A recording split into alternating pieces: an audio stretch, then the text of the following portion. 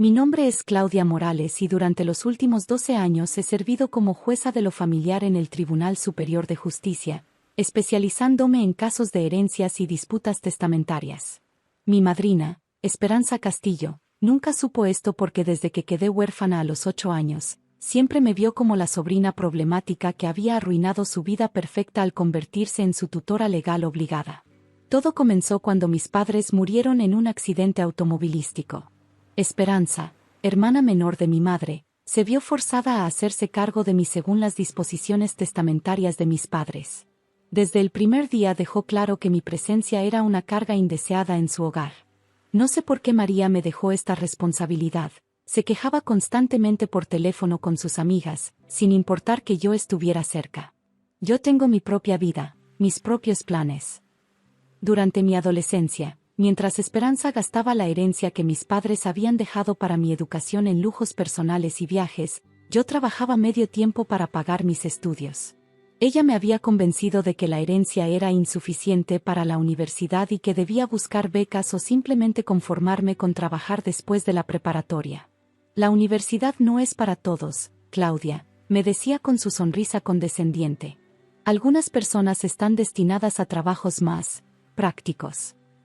Lo que Esperanza no sabía era que había recibido una beca completa para estudiar Derecho en la Universidad Nacional, gracias a mis calificaciones excepcionales y mi ensayo sobre justicia social. Durante años, mantuve en secreto mis estudios universitarios, diciéndole que trabajaba en empleos de oficina de medio tiempo para explicar mis ausencias. Mi pasión por el derecho familiar surgió precisamente de mi experiencia personal. Había visto cómo los tutores podían abusar de su posición, cómo las herencias podían ser malversadas, y cómo los menores dependían completamente de la integridad de los adultos responsables. Me especialicé en casos donde niños y jóvenes necesitaban protección legal contra familiares abusivos. Durante mis años de universidad, vivía en una pequeña habitación rentada cerca del campus, financiando mis gastos con trabajos de investigación legal para despachos de abogados. Esperanza creía que vivía con una amiga y que mi trabajo de oficina era archivar documentos para una empresa local. Al menos está trabajando, le comentaba a sus amigas durante las cenas familiares donde yo rara vez era invitada. No como otros jóvenes que solo quieren estudiar carreras inútiles. Después de graduarme con honores, obtuve una posición como pasante en el Tribunal Superior mientras estudiaba mi maestría en Derecho Familiar. Mi ascenso fue meteórico. En 5 años pasé de pasante a secretaria judicial, luego a magistrada auxiliar, y finalmente a jueza titular a los 32 años, convirtiéndome en una de las juezas más jóvenes en la historia del tribunal. Durante todo este tiempo, mantuve mi profesión en secreto de Esperanza. Oficialmente, según ella, yo era una asistente administrativa en una oficina gubernamental. Mis togas judiciales permanecían en mi oficina, mis casos se manejaban con discreción, y evitaba cualquier publicidad que pudiera revelar mi verdadera posición. La razón era simple, conocía demasiado bien el carácter de Esperanza. Si descubría que había alcanzado una posición de poder e influencia, inmediatamente intentaría aprovecharse de la situación para sus propios fines. Prefería mantener la distancia y observar. Mi especialización en herencias familiares me había dado una perspectiva única sobre cómo funcionaban las familias disfuncionales. Había visto casos similares al mío, tutores que malversaban herencias, testamentos falsificados, documentos alterados para beneficiar a parientes codiciosos. Cada caso reforzaba mi determinación de proteger a los vulnerables dentro del sistema legal. El punto de inflexión llegó hace 3 meses cuando recibí una llamada inesperada de Esperanza. Mi abuela paterna, Elena Morales, había fallecido a los 91 años, dejando una considerable herencia que incluía una hacienda histórica en Puebla, varias propiedades urbanas, y una cuenta bancaria con más de 5 millones de pesos. Claudia, necesitamos hablar sobre el testamento de tu abuela, me dijo Esperanza con una voz inusualmente dulce. Hay algunos asuntos que resolver. Durante los siguientes días, Esperanza me visitó varias veces, algo que no había hecho en años. Su actitud había cambiado drásticamente, de desdén a una falsa preocupación maternal. He estado pensando en tu futuro, me decía mientras bebía café en mi pequeño departamento. Tal vez sea tiempo de que tengas más estabilidad económica. Lo que no me decía era que había pasado las últimas semanas consultando abogados y notarios, investigando maneras de obtener control total sobre la herencia de mi abuela. A través de mis contactos en el sistema judicial, me enteré de que había visitado al menos 5 despachos legales diferentes, buscando alguna manera de excluirme completamente de la herencia. Mi investigación personal reveló que Esperanza había acumulado deudas significativas durante los últimos años. Su estilo de vida lujoso, financiado inicialmente con mi herencia paterna, había requerido préstamos cada vez mayores. Necesitaba desesperadamente el dinero de mi abuela para evitar la bancarrota. El testamento original de mi abuela, según los registros que pude acceder discretamente, me dejaba el 60% de sus bienes, con el resto dividido entre Esperanza y otros familiares lejanos. Era un testamento justo, considerando que yo era la única nieta directa y había mantenido una relación cercana con mi abuela durante sus últimos años. Sin embargo, el testamento que Esperanza presentó al despacho del licenciado Herrera era completamente diferente. En esta versión, ella heredaba 80% de los bienes, mientras que yo recibía apenas una pequeña suma simbólica.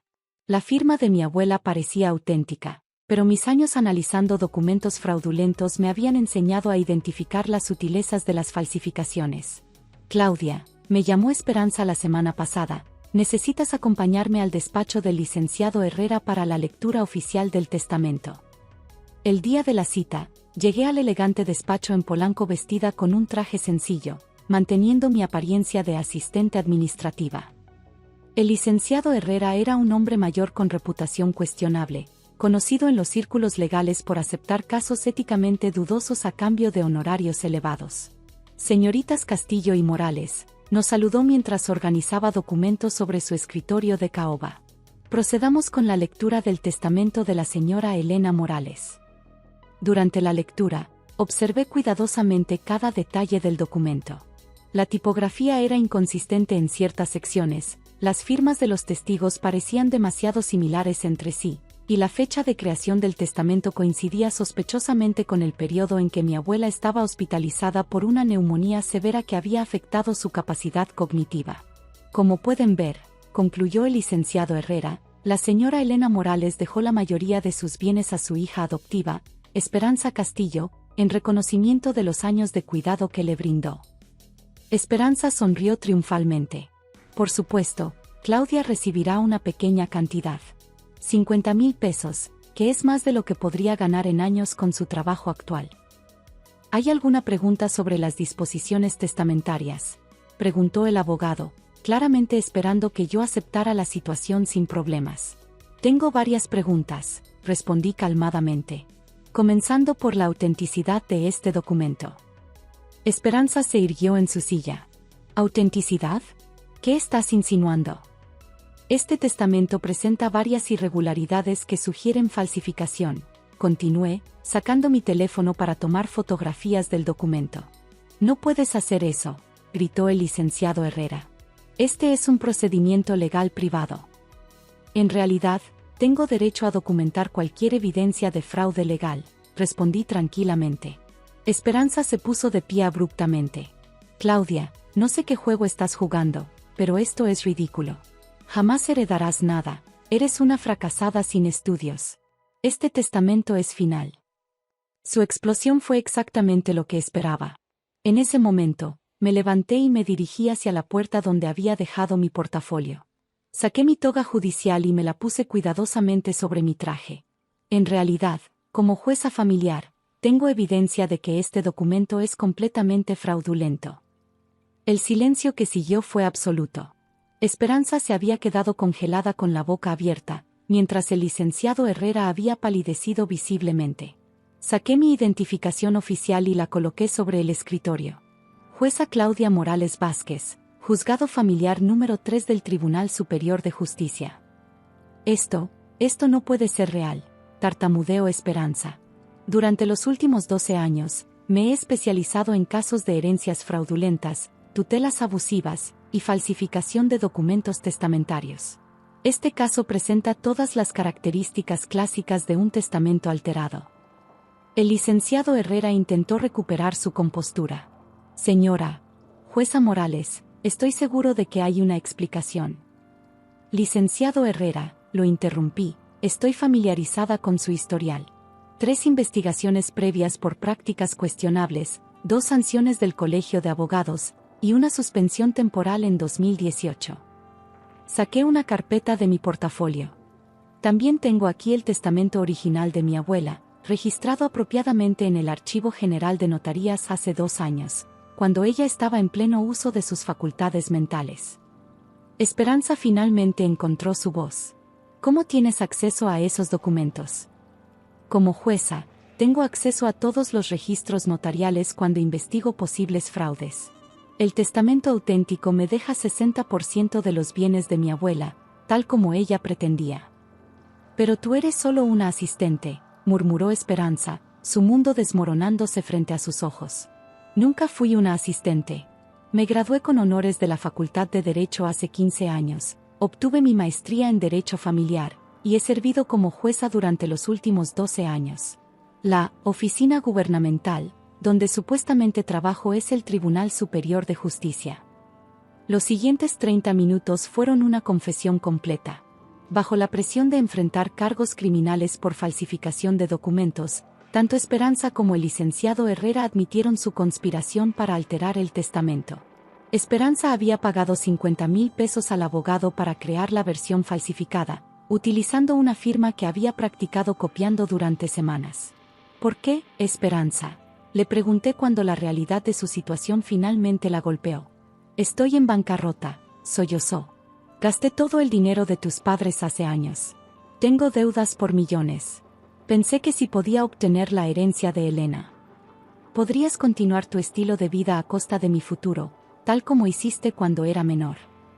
3 días después, presenté formalmente los cargos criminales contra ambos. Esperanza enfrentó acusaciones de fraude, falsificación de documentos y abuso de autoridad de tutela. El licenciado Herrera perdió su licencia para ejercer y enfrentó cargos similares. El testamento auténtico fue validado oficialmente, y heredé los bienes que mi abuela había pretendido dejarme. Más importante aún, finalmente tuve la satisfacción de ver justicia en mi propio caso después de años de ser subestimada y maltratada. 6 meses después, Esperanza fue sentenciada a 5 años de prisión con libertad condicional y la obligación de restituir todo el dinero que había malversado de mi herencia paterna, con intereses. Su casa fue embargada para pagar sus deudas, y ahora vive en un pequeño departamento rentado. Durante su última visita antes de comenzar su sentencia, me dijo: «Nunca pensé que llegarías tan lejos, Claudia. Siempre te subestimé». Esa fue tu primera y última equivocación, Esperanza. Subestimar a alguien basándose en prejuicios siempre tiene consecuencias. Ahora uso la herencia de mi abuela para financiar una fundación que proporciona asistencia legal gratuita a menores en situaciones de tutela abusiva. Cada caso que manejo me recuerda por qué elegí el derecho familiar, para asegurar que otros niños no sufran lo que yo sufrí, y para garantizar que la justicia prevalezca sin importar las apariencias o las circunstancias familiares. La hacienda de mi abuela se convirtió en un centro de capacitación legal para jóvenes de bajos recursos, y cada graduado lleva una placa con las palabras que ahora guían mi vida: la justicia no conoce clase social, solo verdad y equidad.